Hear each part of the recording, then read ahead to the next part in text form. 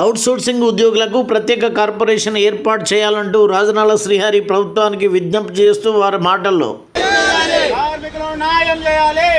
కార్మికుల ఐక్యత. కార్మికుల ఐక్యత.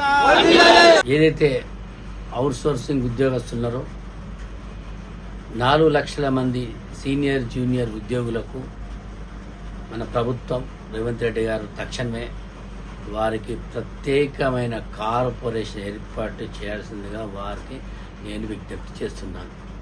ఎందుకంటే అవుట్సోర్సింగ్ ఉద్యోగులు ఒక పక్కన అవుట్సోర్సింగ్ ఉద్యోగం రావాలంటే 3-4 లక్షల రూపాయలు బ్యాక్డోర్ ఇచ్చి వాళ్ళు జాబులో ఎక్కడం జరుగుతుంది. వారికి వచ్చే 20,000, 16,000, 18,000 జీతంలో వారు 2 సంవత్సరాలు చేయగానే మరొక ఏజెన్సీకి ఇవ్వడం జరుగుతుంది. ఆ ఏజెన్సీకి ఇచ్చినప్పుడు వీళ్ళ ఉద్యోగాలు తొలగిపోతున్నాయి, వీళ్ళు రోడ్ల మీద పడుతున్నారు, వీళ్ళు డబ్బులు ఇచ్చి కూడా రోడ్డు మీద ఆగమయ్యే పరిస్థితి, ఉరేసుకునే పరిస్థితి ఉంది. కనుక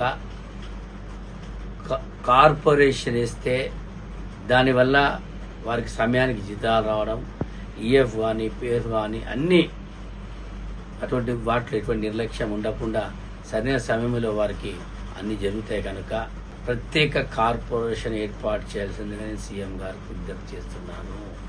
మన పక్క రాష్ట్రంలో చూస్తే ప్రత్యేక కార్పొరేషన్ ద్వారా చాలా మంది కూడా అవుట్సోర్సింగ్ ఉద్యోగులు సంతోషంగా ఉన్నారు. 4 లక్షల మంది ఉద్యోగులకు న్యాయం చేయాలంటే ప్రత్యేక కార్పొరేషన్ ఏర్పాటు చేయాల్సిందిగా నేను సీఎం గారికి విజ్ఞప్తి చేస్తున్నాను.